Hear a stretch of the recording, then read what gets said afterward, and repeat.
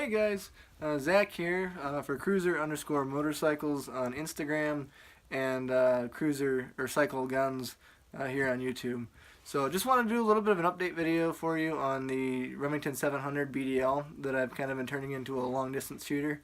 I actually, last time I did the video, I did an unboxing for the Boyds tactical sniper scope, or sniper stock.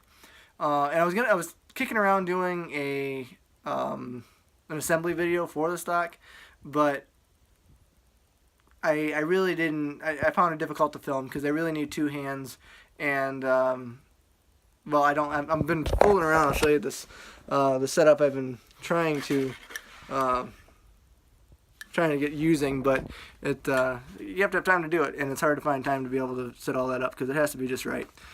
So I actually put the stock on, and I love it. It is amazing. You guys really need to check out Boyds. They don't pay me to say that, but if you guys are looking at getting an aftermarket stock for your rifle, Boyds hardwoodgunstocks.com has some amazing stuff at super low prices. So compared to your other stocks that you would probably find from something, and I forget the. I had the card somewhere with the different websites on it that I was looking at using. But I'll show you the gun here. Looks amazing right now. Absolutely love it. The bipod sits well, and the nice thing is it has that second swivel stud on here, so I can add a strap to it eventually. But absolutely love this rifle stock. It is amazing. It's heavy enough to absorb some of the recoil, but still light enough to wield.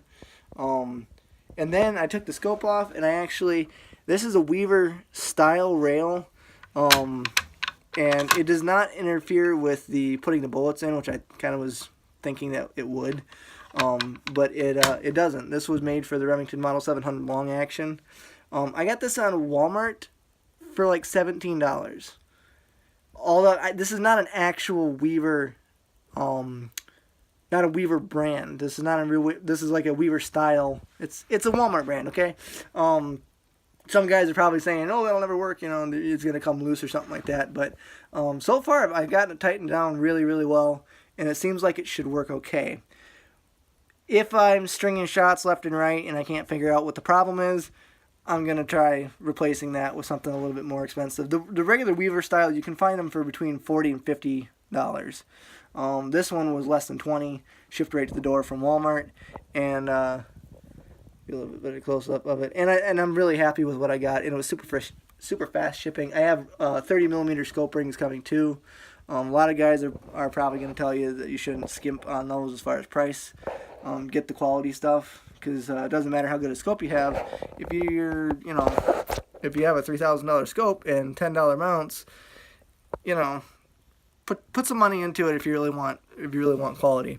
I am going to. A lot of you guys that are familiar at all with long distance shooting are probably going to hate my face for this, but I have this is a Simmons. It's a 4x12, I think by 40mm. It's a tactical style scope. I have the caps on it. Anyway, it's got the mil dots on it and everything. It's an $80 scope from Walmart. Probably not going to be the best quality. I'm hoping it'll hold 0, and I'm really hoping that I can get out to 300-400 yards with it. We'll see what happens. I do not plan on keeping this scope. This was just to make me look like I knew what I was doing until I can get a bigger one or a better one. If you guys are looking for something that's going to work better for you, that can get out to 800 or even 1,000 meters or yards, depending on where you are, try a Premier Arms. I'll put the link for the scope down in the description. I have not had my hands on one. I don't know how they look. I've just heard that they are easily capable of 1,000 yards. And they cost around $229, about $230, and they're supposed to be pretty good. So that's what I've heard on YouTube anyway. That's what I would go with if you want a low-end scope that is going to have some measure of quality. Pretty much anything $100 and under for optics. If you don't know anything about optics, they suck. They're horrible. You might as well just use open sights. Like I said, this is just going to look kind of cool until I'm able to get a hold of something that's a little bit better. I might try buying used. I don't know yet.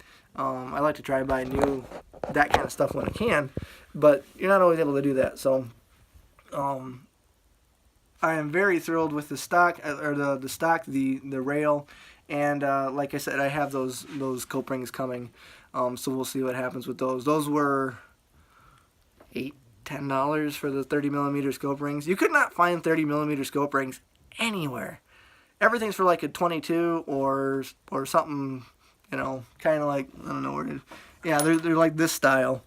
You know, they're great, but they don't hold them. You know, I put it down like that, and then you get the scope, and it just, you know, it doesn't fit in there too well. So anyway, that is where I'm at with the rifle so far. The actual, like I said, I was gonna do a actual assembly video for the stock, but it was pretty moronically simple. If you don't know anything about guns, I would suggest consulting a local gunsmith before you attempted it. But even somebody with as little knowledge as I do, which I'm pretty noobish when it comes to some things like that, I was able to do it with no problems. I even free-floated the barrel myself, which it was, you know, basically, I was going to show you here. When you go to take the gun off, you have a screw here, and then you have a screw down there, an Allen key. Take those two bolts out, and you want to make sure that you keep which one's which, because one's longer than the other, and then it makes a difference. So when you do that, put this back down. When you do that, you're going to have the barrel, the whole action, the barrel, the bolt, and that's all going to come out as one. And it's going to come out with the trigger here as well. The trigger guard and the bottom plate is going to come out as a separate piece. Inside, you're going to have a little square box right in here, and it's kind of like the little elevator in which the bullet rides up inside the, you know. So that's going to be another separate piece. And you really can't mess it up. It's not that difficult to get it back together again. Just want to make sure that the bolts are nice and tight. And then you just take those three pieces off. You put the new stock in. You know, I had to take a little hammer and I wadded up a cloth and I tapped the base in because it wasn't quite a perfect fit. So that's what I did to get that base in there. And it fits snug as a glove. I absolutely love it. It makes the rifle look so nice. It fits my hand really, really well. It doesn't look like it would, but when you're actually on here and you flick the safety off and you can, just amazing. Super, a lot of people were complaining because this actually came with the Boyd, this is like the 1/2-inch gun recoil pad, and I love it. It's actually squared on the bottom there, so it sits flat when you, it sits flat right here. Get that out of there. So yeah, it sits flat right there, and so that there's no wiggle in the gun on the back side, and then obviously with the bipod up there, it sits really steady and really stable when you're out on the range. Hopefully I'll get some good shooting videos for you guys. Hopefully soon. We still got about 60-something days till spring breaks here in northern Michigan. So I know you can still shoot in the snow, but it's not that much fun. It really isn't. Laying in the snow, and it was like 30 degrees or it was under that today. It was actually the real feel was like 11 degrees. So I love shooting, but not quite that much. One thing I'm also going to do is I took the front sights off, and I think in that video I did, well, it still leaves me with the screw holes. Well, Saturday I'm going to run down to the local gunsmith, and he's got some cap screws for me that I can put down in there. And those are going to seal those holes so that moisture and stuff does not get inside those holes and cause rust or other problems to culminate inside there. It's a heck of a lot cheaper because I actually thought about you can get screws in there and then you actually have to file the barrel down and then you have to re-blue it, and it's a lot of work, it's a lot of money compared to just getting the set screws that go in and they go almost flush with the barrel. So hardware stores should have them, just a matter of getting the right thread. They call them set screws, the gunsmith calls them cap screws. Doesn't really matter, the same thing. They're gonna probably look something like that. It's just a tiny little guy. So, anywho, we'll do some more updates as I get the scope rings and I get the scope mounted and everything. I'll probably do another video. There we go. And I thank you guys for watching. And please subscribe. That would really help me out a lot. I know I don't subscribe to a lot of other videos myself. Probably should start doing that more. But if you get the chance, please hit the subscribe button. I'll put a link for the scope down in there. That primary arms that I was talking about. I'll put a link for the Boyds gun stock. And then also for the gun store that I've been using. They're excellent guys in there. Super friendly, super helpful. And they're kind of like the Midas touch. They'll tell you what needs to happen and what can wait. Where they can save you some money, because this is an expensive sport. It really can be if you really let yourself run wild with it. You can be spending thousands and thousands of dollars on all kinds. I was thought about getting a new trigger set. The new triggers, you're looking at $150 anywhere up to $300 for a new trigger system, and it's like I'm one step up from a trailer park. Okay. I can't be running out spending $300 on a trigger. So as time progresses, save a few dollars here and there, and we might get something new like that, and I might do a video on a new trigger system. I don't really need a new trigger system though. I mean, this one works fine. I'm not shooting competition with it, at least not yet. That's kind of my goal. That's what I like to do. Shoot competition with this, but we'll see where we're at down the road. So please hit the like button. Please subscribe.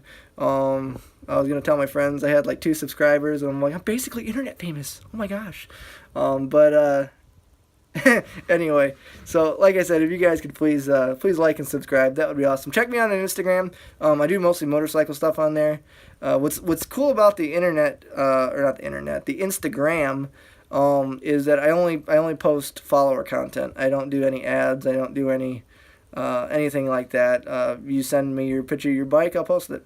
I'll give you the credit, and we'll have a really good time with motorcycles. So still waiting for that to with the weather to break. I want to get my babies back out and on the road again, and we'll do some videos there too. So thank you so much, and you guys have a wonderful rest of the day. Bye.